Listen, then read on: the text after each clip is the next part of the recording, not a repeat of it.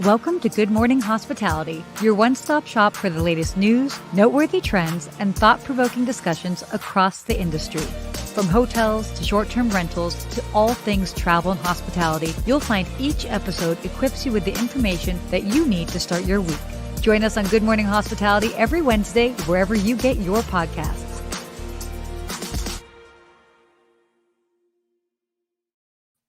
Well, good morning. Good morning, Sarah. Ooh, we should maybe Man, put the microphone. I feel like I haven't seen you in a month. It's been crazy. Hey, wait, I know. first of all, I feel like everybody's been super busy. I know you've been really busy. I know I've been bopping all over the place. Yep.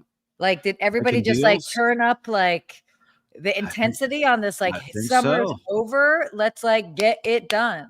I think so. Everyone's coming up. Hey, we got a quarter and a half of the year left. Let's make this happen. Let's get these deals done. So I've been a lot of fun things, which I can't share all of them, but touring boutique hotels, maybe making deals with some big companies here in Miami. Who knows? Ooh, anything is possible here. Same, bro. Same. And can I tell you something I forgot to mention behind stage? What? This is our 1-year anniversry of doing shows together. Did you know that? It is. Did we start in August 30th last year? Oh my gosh. Mm-hmm. Wow. So 52 weeks of Sarah and Steve live on the air with all of you guys. Give or take ish. Yeah. Well, you know. But yes, that's awesome. Yeah, that's 1 year. Cool. So I love it. And look where we're at from where we started a year ago. Where we are at. Exactly. Who would have thought? Right? We're 1 year older. Who would have thought? Look at us now. Yeah. Let us know if you guys have been joining us for most of that time, all of that time. By the way, we'll just take this moment to say a special thank you to everybody that does join us, especially live. I mean, anytime that you get to listen, always love that, but definitely to the people that join live and share the comments and all of that. It means so much. So thank you guys, really. Yeah. And we've met so many unique people, and I've created friendships online with people just from the show. I met them in real life too. And it just feels great to be able to share all those things. So thank you to Good Morning Hospitality and the team for helping us get us together and put the show together. I know, right? And who knew that we were also like pseudo birthday twins with all of that. I know. The Gemini's in the house. What? Okay. Oh wow, I was way too excited about that. Anyway, well, I know that there's quite a bit to cover here. I am down to dive in if you are. I think so. I think our morning banter is done. Time for some news. And scene. All right. So we had kind of talked about this before, but I think that this is really interesting just for perspective. But another article came out that was really talking about the rise of the $1,000 a night room. And it's interesting that in certain locations, $1,000 a night for a room, like a basic room. We're not talking about just a suite or some like a penthouse suite. Yes, obviously those have always existed, but prices are just going up. And again, we're looking at these standard rooms. Well, what you've got, like the Nomad in New York, for example, standard room starting at $1,300. A room at the Four Seasons Miami that in October, a weekend in October, it starts at $1,500 a night. So this is really like this is the new norm. This is crazy. That's wild, right? It is a bit bananas because we start talking. Like you and I think we see it so often that we just get used to it. And I think a lot of people are very wealthy and doing very well, like that upper echelon, and they're willing to pay for those experiences that we've talked about. Those just the vacations that we've talked about. Yes. They're willing to spend. Yeah. But I was in a hotel yesterday. I can't say the hotel, but an ultra luxury hotel here in Miami Beach with the general manager and director of revenue and just talking about their strategy. Yeah. For project we're working on, and they won't lower the room rate below $750 a night for the standard room because one, they're getting a certain amount of occupancy. It keeps that level of luxury in the eye of the beholder. Like, hey, this is a premium product, and they can drive more to the bottom line because maybe occupancy is not there in slow season, but they have a lot less labor. They can actually focus on the guests that are there and get great reviews that then ramps it way up, so they can then charge double or triple during season because the reviews Yeah. are so high. So it's interesting to see the different strategies at different places. Well, and I love that you bring that up because of that. They won't go lower than that certain amount. One of the last hotels that I'd worked at, now this was obviously many years ago, their rates are a little bit different. But I remember when, they were averaging 425 a night. And then when it was slower, they might go down to like 375. But the moment they got into the 300 range, it was a different Crowd. of guests than when they were in the $400 range. And I just remember thinking like, wow, it might only be $75 or $100 difference, but it 100% attracted a different clientele. Yes. I would say the Yeah. less well-traveled sometimes happens, and then you Yeah. have a lot more issues. It's just true. And it sometimes becomes the party crowd. We're like, all right, it's $299 and we can split it 4 ways, and we're going to come out here to Miami Beach and party and destroy the room. And I would see it all the time. So when we had the room rates much higher, yeah, you still have challenges and people do things, but it's not as bad as when you got into those summer months and you knew like, all right, let's prepare. We're going to be touching up rooms more. And also running hotels in different seasons, right? So if you keep those room rates high, you don't have those 2 different seasons where you're lowering the quality of the toilet paper and lowering the quality of the in-room amenities and lowering the quality of certain things just to keep up with that rate. So interesting to see how different hotels do different things. Yeah. I mean, and it's again, this article is just pretty interesting because again, it's kind of talking about, this wealth effect is alive and well. I remember in 2008 when, there was certainly like a big economic crash at the time, and I was working at, I still think is the top hotel in Beverly Hills. But and it was interesting because it's like, yes, that hotel, had the 1% of the 1% that stayed there. And then shortly after that, I moved to another hotel that, let's just say I went from a 5-star hotel to a 4-star hotel. Yeah, For big just difference. sake of, and for sake of the conversation. The 4-star hotel did fine because all the people that would normally stay at the 5-star hotel were like, well, they still could travel. They still had enough funds, but they just like took it down a notch. So then they were all staying at the 4-star hotel. So I thought this was such an interesting thing because it's, they were kind of in this sweet spot that even in, a recession or in a time where there was like economic challenges, they were still able to stay busy because they were nice enough to appeal to those that would normally go for the 5-star. Yeah. So it was this interesting mark, but yeah, I like this because what you're saying is in this article. So if you want to read the article, it's a Wall Street Journal article. We can maybe share it afterwards. But basically, they're saying like the prices are getting high for some people. Like some people who love staying at the Four Seasons Miami, in this article said they weren't willing to pay the $1,200, but they were willing to trade down to $600 a night at the Boca Raton, which is also a beautiful resort. So they're looking for deals to see where they think the best value is, because the final quote in this is, "I'm willing to pay, but I don't want to be taken advantage of." And so what is that line for people, right? Because it's all about that value. If you still pay $1,500 and feel you're getting all the value for it, go for it. Totally. Well, I feel like we've talked about this a lot with value. I know that like that I have certainly is that it's people will pay, but they just have to feel like they're getting it's worthwhile what they're paying for. So yes. So see what you're adding. What are you cutting out of it? Are you adding in more services? Those are the things you have to see. So completely. I would like this article, but yeah, $1,000 a night. It's getting up there. Things are getting nuts. That's crazy. All right. So moving on to our next topic here, how Choice Hotels is elevating its upscale brand offering. So this was pretty interesting just because, I think normally when we think about Choice Hotels, we're not necessarily thinking about, upscale or luxury, but they are understanding that, they're seeing that people are prioritizing more personalized service. They're looking for something that's more unique. And they're realizing that they really are needing to lean into that, or there's value in leaning into that. And so, with them, they're actually, for those that didn't know or connect the dots, they've got Radisson brands are under the Choice Hotel umbrella. So it's interesting that Radisson has been really kind of doing a refresh of their brand.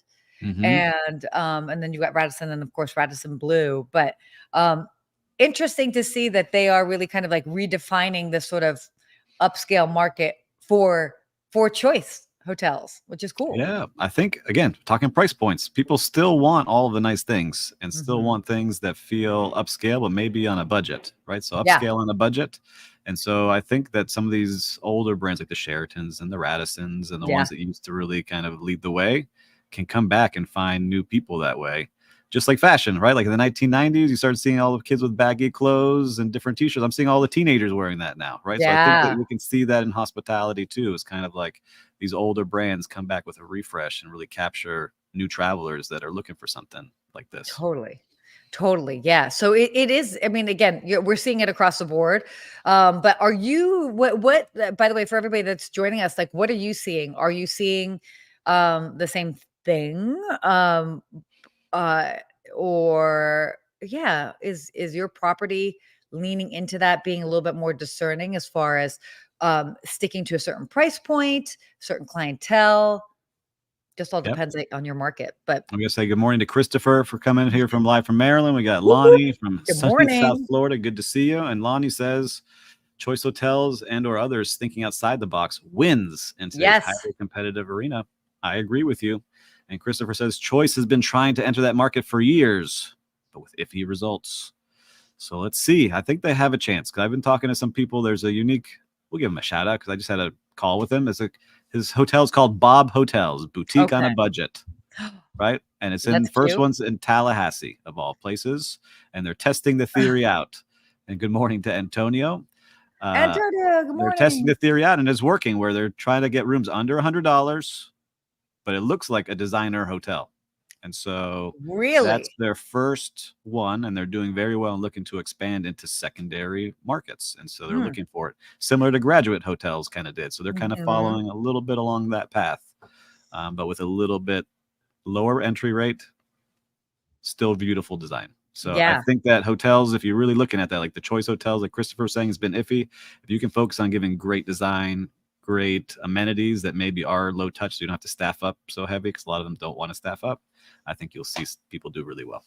I love that you mentioned the design aspect, because that's something that can make such a difference. I Yeah. mean, it doesn't have to be overly fussed or this. I mean, it can be just simple and elevated, and it's amazing what you can Yeah. do with a little. Yeah. Because there's certain hotels, I don't ever like talking bad about hotels, but there's certain hotels that are like getting very into like very colorful and big things that are not going to be lasting forever. It's going to look Yeah. old, I think, very quickly. Just like when you saw like certain 2000s designs, like you can say that's a Oh 2000, yeah. Yeah, 2010. for Some of sure. these aren't going to go very well. They're not that classic design look that still could be fun and cool in these hotels. Which is interesting. It also comes down to the artwork too that's chosen in these hotels, because you want to think about whether it's artwork or you're leaning into the design. A property I had worked at, I remember thinking it was so interesting because it was less about the artwork, but more about the design and the aesthetic. So it's like, even if you're choosing like a certain textured wallpaper, for example, that gives it something.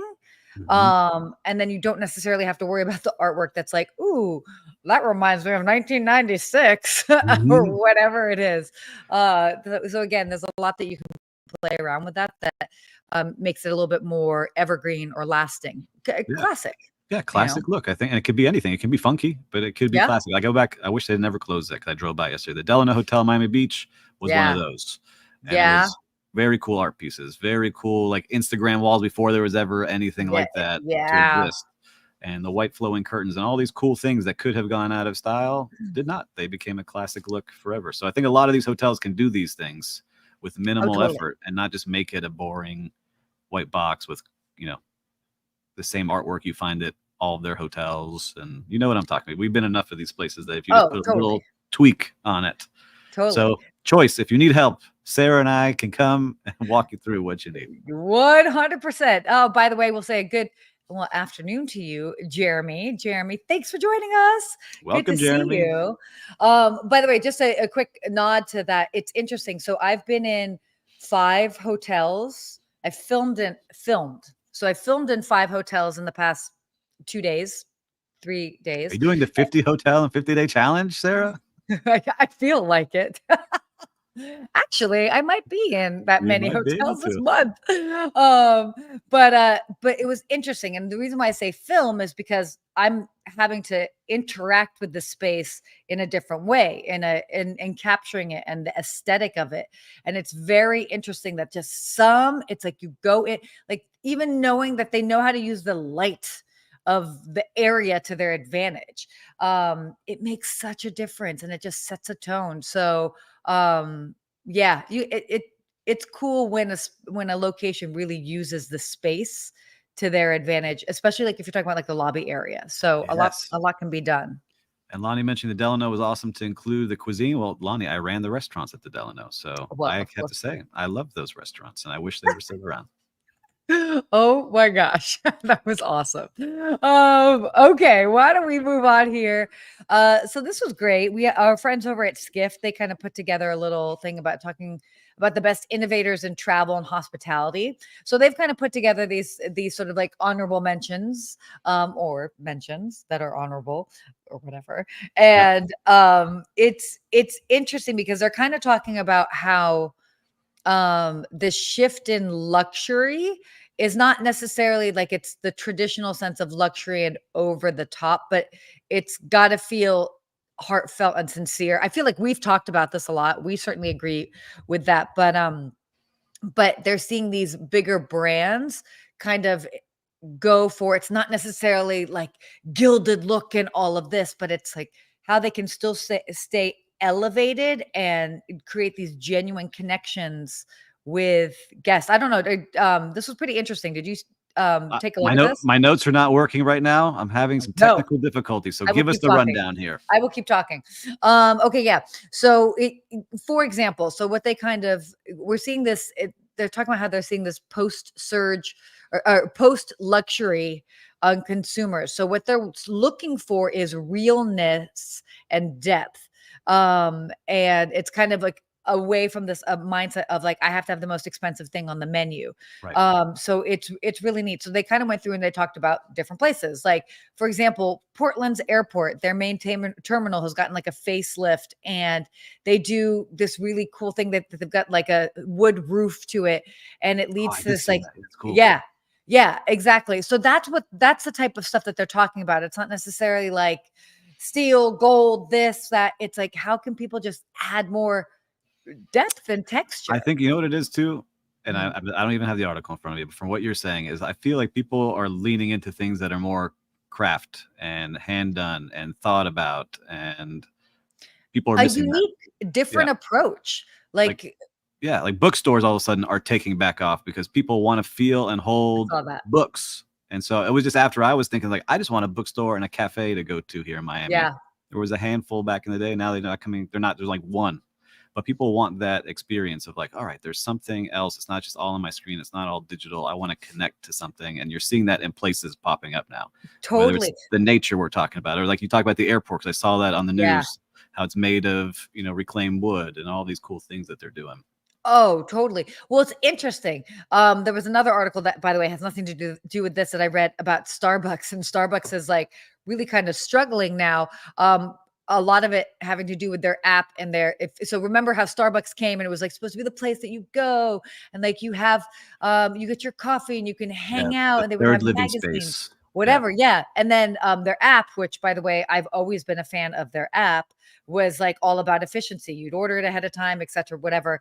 And now their stores have they've like they're moving away their chairs and their tables to kind of create room for when they have a rush of people that are just grabbing and going. Yep. And so they're kind of not necessarily struggling with their identity, but they've shifted so much and they're like, well, how can we get back to that? And as you said, with bookstores, how do we get back to that? People are wanting to savor a little bit more in their spaces. And so, yeah, we're seeing a lot of that around. Yeah, that's what I want. So if anyone wants to invest, I'm looking for a coffee, book, and plant store. So you get your plants, you get your books, and some coffee in a nice traditional European vibe setting. So that's what I want to Yeah. create. I don't have the Yeah. money to do it, but if you have it and you want a cool place to hang out, let me know. Sarah, you can come film some videos there. Perfect. Thanks. Oh, Larry, what did you write here? Starbucks was the third space totally. But they've taken them away from being a community hub 100%. Yes, it's getting rough though because I don't know how they turn it around because there's some that still have that feeling, but like I took my kids into one this weekend, and I know that there's certain policies, and it's hard because it's all again politics. But there's a bunch of homeless guys hanging out in there. You don't feel Oh, totally yeah. safe. One guy is like screaming on the patio outside. It's like, how do you get this vibe back without? I know they got in big trouble for kicking people out of their bathrooms and things like that a year or two ago. So But like it'll be they have interesting to see. They got a new CEO. We'll see what he can do coming over from Chipotle, which doesn't give me a lot of hope, but let's see what he can create over there. Yeah, no, I love that.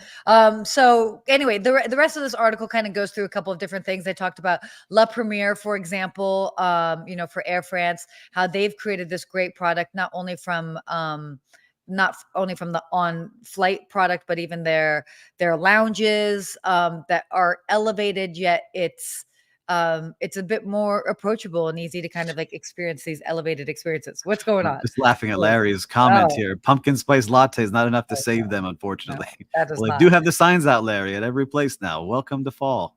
Yeah, Pumpkin spice everything. that's ridiculous. Yeah, people But love that. yeah, people are selling their Halloween decor. My kids want to put it up now. I was like, no, we're No, not. We no. need to get to the month first. Okay. Wait, hold on. So real talk. Do you like pumpkin spice latte flavors or like pumpkin spice Pumpkin flavors? spice. My favorite pie is pumpkin pie. Could eat a Mm. pumpkin pie all day long, but I don't want it in every single thing. I'll have one, but I'm not going to drink it every day. I don't think that's my thing. It's so funny. It's never been my thing. I'm just like, I don't get it. Like, I mean, it's fine, but yeah. Anyway, so Yeah. wow, lots to talk about there. Let's go ahead and start talking about travel. Because we've got Is some that cool Were we on a things. tangent? We went on a tangent here. We did go on a Thanks for tangent. following along. And Lonnie's Worth Avenue, Palm Beach. That still has a vibe. That's the fancy vibe in Palm Beach. They tried to keep that vibe with their reserves. And I know that there were a couple. I remember there were two in LA that weren't too far away from me. And then they had to close those down. And it's like it's crazy. It's But hard. It's hard. yeah. Let us know your favorite coffee shops. We'll give them some shout outs here. Let's keep Let these us know local exactly. coffee shops going. Looks like Starbucks is a hot topic, and it wasn't even a topic on here. Well, when you leave Worth Avenue Starbucks, head over to the Yeah. Colony Hotel's coffee shop right off of Worth Avenue. There you Great go. coffee shop at the Colony. There you go. Okay. So interesting. This article talked about the latest European country to take steps to curb tourism, and it's the Czech Republic. So basically, the Czech Republic is wanting to kind of, it says cut down, but I don't know if it means cut down per se, but basically limiting the amount of and availability of accommodations. And they've actually seen a couple of other places have done that. And one of the reasons why is they've been getting a lot of pushback from local residents who've seen rents and housing costs just rise. So interesting to see that this is kind of happening throughout Europe. Yeah, I don't know. Yeah, no, it is everywhere. We're starting to see this every country. Yeah. So let me just say this, because I've been Say it. putting this together here, and I saw this, and I was like, man, first, you want travelers coming to your country Yeah, of because they're course. supporting hundreds of other small businesses in your communities. And I get maybe there's a way to curb it, like we talked about Venice, that has like a tax that comes in and use that tax to help fund the city. I think that's really creative. Yep. But when Barcelona's water gun squirting tourists, and it turns out some of them aren't tourists, they actually live there, but they don't look like people who live in Barcelona. This is when you start having problems. And another thing's happening in the United States. So I was watching my favorite CBS Sunday morning show. Okay. And in Juneau, Alaska, they're getting really upset with the cruise ships because the cruise ships have now come in, bring all these tourists, ruin their way of life that they moved up to Alaska for. So that's like one side of it. But then the other side of that coin is the people who run the business. Like, no, we love the cruise ships coming. It brings in hundreds of millions of dollars into our tiny town. And if they don't come, we couldn't offer all of these things to the people who live here year round. So this is true. And then my final one on this is putting it all Yeah. together is in New York City. They banned all the Airbnbs, Yep. thinking, all right, that was going to solve the issue. Yes. It's been a year. It has not solved the issues. Rents continue to go higher. All of the room rates, like we talked about, are thousands of dollars and at record highs in New York. So we are not politicians or economists, but I'm telling you, there's something else happening here, and you don't want to push people away from visiting you. You want to be hospitable. Yeah. Maybe we can figure out different ways of doing this. No, you totally do. There was another article that I was going to put in here, but New Zealand is I think they're increasing their visitation fee. I forget what it was. I forget what the actual label of it, but it's basically like going to be $62 or something like that to come visit New Zealand. And they've been getting a lot of interesting pushback because they're like, no, we don't want to deter people, because truthfully, since the pandemic, they haven't seen quite the surge back of travelers as they had before. So they want to welcome people, but they're also, I mean, for anybody that's been to New Zealand, I mean, it's a small country, small island, and they're trying to protect and keep the integrity of it as well. I mean, if I'm thinking about the people that are going to someplace like that, wouldn't deter me from going to New Zealand. That's just the cost to visit. I mean, is that higher than other places? Sure. I mean, we're seeing people push back on $5. 62, but I just think it's a good way to do it, right? So if you're willing to still pay and go, and you can use those funds to help the community, great way. And I like that. Thank you, Christopher, for working for us behind the scenes and posting the link to the article that we talked about earlier. Totally. And thank you to Larry, who was talking about the great example of Air France, their pop-up lounge concept at the Olympics with a big success. Yeah, I think they've done a really good job with that. So again, there are so many different ways that people can create an elevated a product that still connects with people in a different way. So yeah, that was kind of cool. Okay, wait, this last topic here, because I want to be mindful of the time. This is so interesting. And I actually chose this article because of you, Steve. Okay. I like it. Because it was talking about you can fly business class with your kids in economy. Here's how to make it work. So this comes up because, Steve and I, we were talking about traveling next year, and you were talking about the cost of flights. Yes. I'm not saying that you would necessarily do this, but I thought this was an interesting just article about people just traveling with kids. And obviously some people want to stay together, but maybe at a certain point they want to sit in different classes. And so did you get a chance to take a look at this? I did, and I was laughing. Were you really? Why? Well, one, I think if they're tween teenager, then they're going to want to have like their own space, and they wouldn't mind being back there. My kids are a little young still. No, for sure. But I like it. It reminds me of that in Home Alone, right? Where the parents are up front in first class and the kids are in back. And he's like, I never got to travel in first class when I was a kid. So they get to hang back there too.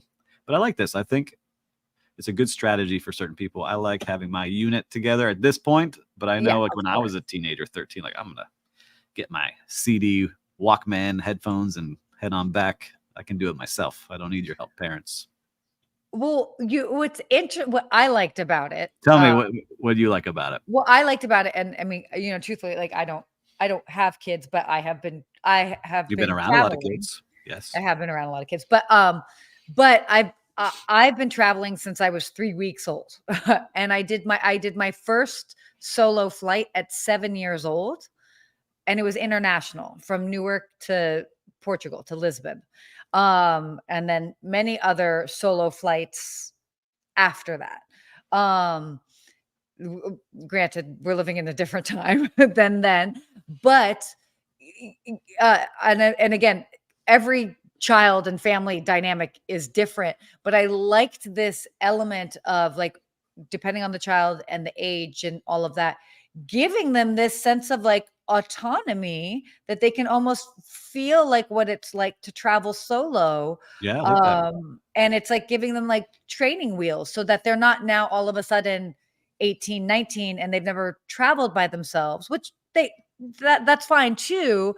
But I think it's an interesting way if your kid can behave themselves and all of that, but to kind of give them this sense of like that they're doing something on their own. I don't know. I like that. I love So it. I've been trying.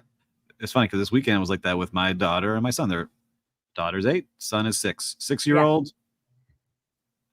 We sent them both to the bathroom. She came out. He's screaming in the bathroom and throwing toilet paper.